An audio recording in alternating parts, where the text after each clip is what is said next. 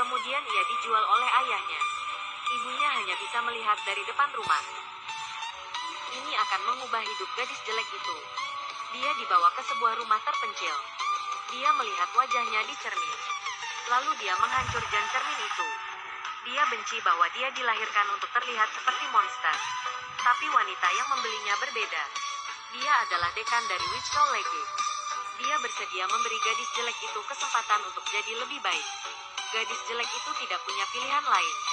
Dia harus berganti pakaian dan masuk ke kelas. Kelas ini penuh dengan gadis-gadis dengan bakat magis. Mereka akan dilatih sebagai pengawal kerajaan.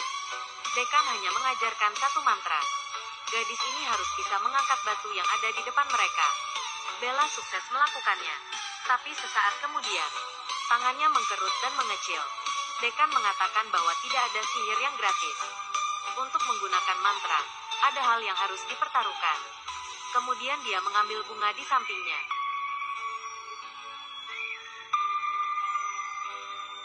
Gadis lain melakukan hal yang sama dengan dekan. Hanya batu milik gadis jelek itu yang tidak terangkat. Tidak peduli berapa banyak dia mengatakan mantranya, dia gagal. Dia memakan bunga yang ada di tangannya. Dia kesal karena gagal. Dekan menghampirinya dan coba menghiburnya. Namun gadis jelek itu kesal dan berlari keluar. Dekan meminta mereka untuk duduk berhadapan dan berlatih membaca pikiran. Katakan apa yang orang di depan mereka takutkan. Tidak ada kemajuan dari kelompok itu meski telah mencoba hingga malam. Tapi tiba-tiba gadis jelek itu berbicara. Dia takut ular. Dekan jelas tidak percaya. Gadis jelek ini bahkan gagal mengangkat sebuah batu. Bagaimana dia mampu membaca pikiran? Jadi dekan berpikir kalau gadis jelek ini berbohong. Gadis jelek ini sangat kecewa. Kini tiba saatnya ujian. Dekan secara khusus memilih hari ini, saat sedang petir. Dia bergegas mengumpulkan semua orang. Siapapun yang berhasil menangkap petir ke dalam botol, dialah yang akan lulus ujian. Dina mencoba pertama kali. Dia mengangkat botol dengan gemetar. Sayangnya, petir menyambar tubuhnya. Gadis kedua adalah Nina. Dia berhasil menangkap petir. Tapi kemudian sesuatu terjadi. Petir memecahkan botol. Mata Nina terkena pecahan kaca. Ini giliran gadis jelek itu. Dia mengangkat tangannya dengan percaya diri. Tapi petir langsung berbelok dan menghantam dadanya. Gadis jelek itu terlempar beberapa meter. Tapi dia hanya menderita luka ringan. Gadis berambut pirang berikutnya berhasil menangkap petir. Dekan melirik gadis jelek itu dengan tatapan seolah merendahkan. Gadis jelek itu merasa kesal. Dia merasa sangat marah. Saat dia mengulurkan tangannya, kilatan petir keluar dari tangannya. Dan itu hampir melukai Dekan. Pada akhirnya hanya ada 2 orang yang lulus ujian. Tapi Dekan melihat bahwa gadis jelek ini memiliki potensi yang sangat besar. Akhirnya, Dekan meluluskannya sebagai murid spesial. Dekan meminta agar gadis jelek ini, Anna, bisa mengontrol emosinya. Dengan begitu, dia akan menjadi penyihir hebat. Namun pada malam hari, Anna tiba-tiba mendengar mantra aneh. Dia mengikuti suara itu ke kedalaman gua. Di sana, dia melihat pemandangan yang tidak dapat dipercaya. Anna tiba-tiba teringat saat ayahnya menjualnya pada Dekan. Berapa harga seekor babi? 1 juta. Bagaimana dengan dia? Anna tidak percaya. Harganya bahkan lebih murah dari babi. Hanya karena wajahnya yang jelek. Sejak kecil Anna selalu diperlakukan dengan kasar. Tapi, ayahnya tidak tahu alasan kenapa wajah Anna jelek. Itu karena ada garis keturunan penyihir dalam darah Anna. Jadi, dia dibawa ke akademi penyihir. Dan dia bertemu dengan gadis-gadis lain. Mereka mempelajari chaos energy bersama. Tapi, Anna kesulitan. Bukan hanya karena wajahnya yang jelek, dia juga tidak bisa menyamai kemampuan temannya. Saat orang lain berhasil, dia gagal. Dan itu berlangsung selama beberapa waktu. Hanya Nino yang tidak membenci Anna. Dia diam-diam mengajari Anna mantra level atas. Saat Anna sedang bersama Nino, mereka berlatih mantra. Tiba-tiba sebuah portal terbuka. Padahal Nino perlu berlatih selama 3 tahun. Dia heran bagaimana Anna berhasil secepat itu. Anna membuka hatinya untuk Nino. Nino mencoba menenangkan Anna. Dia tidak ingin Anna menangis. Dia merasa iba pada Anna. Kemudian sesuatu terjadi di antara mereka.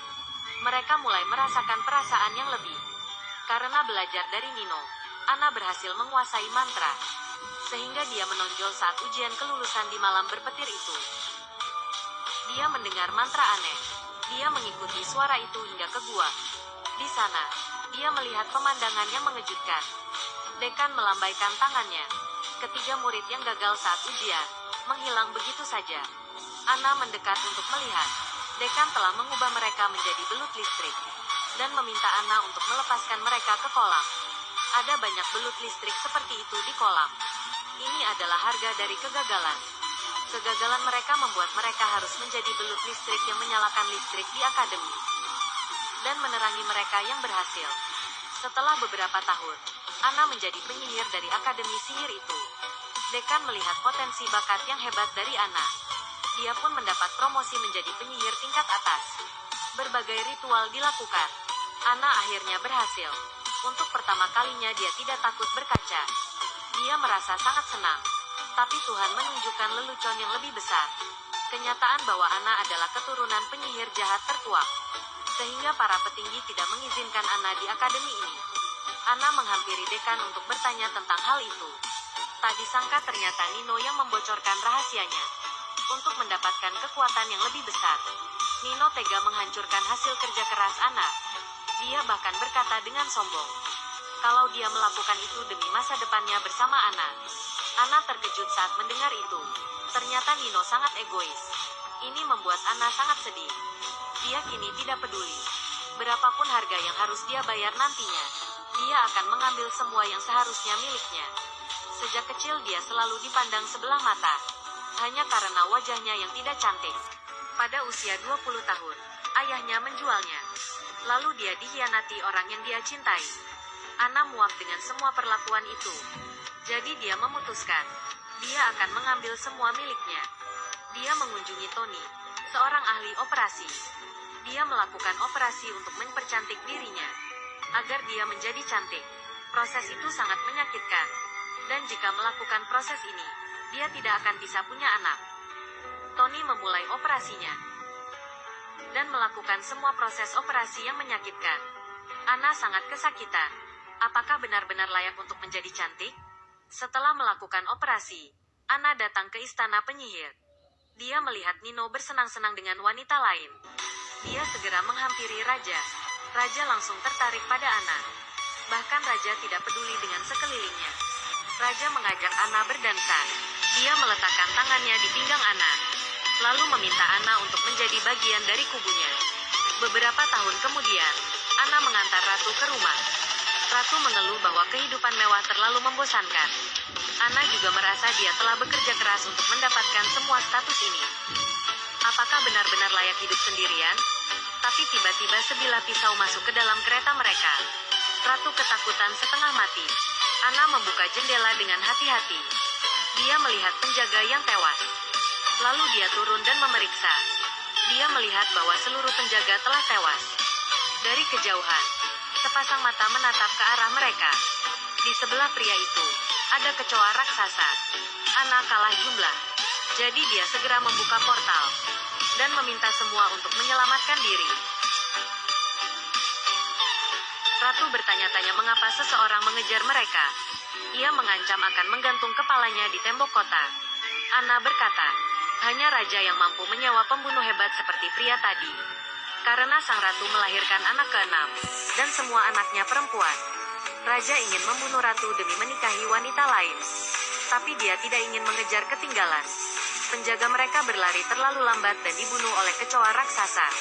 Keduanya berteleportasi lagi ke kota kecil. Anna berpikir pasti ada radar di tubuh ratu. Karena para pembunuh itu selalu berhasil menemukan mereka. Namun, sebelum Anna berhasil menemukannya, pembunuh itu datang lagi. Akhirnya Anna mengeluarkan mantra kuno. Dia membuka portal sambil menjaga ratu dari kecoa raksasa. Tapi mantra kuno menghabiskan banyak energinya. Anna dengan cepat jatuh karena lelah. Melihat hal ini, ratu akhirnya membuang jepit rambut yang diberikan raja kepadanya. Dia bahkan berkata kalau Anna tidak becus. Mendengar itu, Anna berdiri melihat ke arah pembunuh tadi. Anna menatap lawannya dengan tegas. Lalu dia menggunakan mantranya. Seketika itu, Dia meninggalkan anak tidak bersalah dan ratu yang tidak tahu terima kasih itu begitu saja. Sang ayah mendorong putrinya ke kandang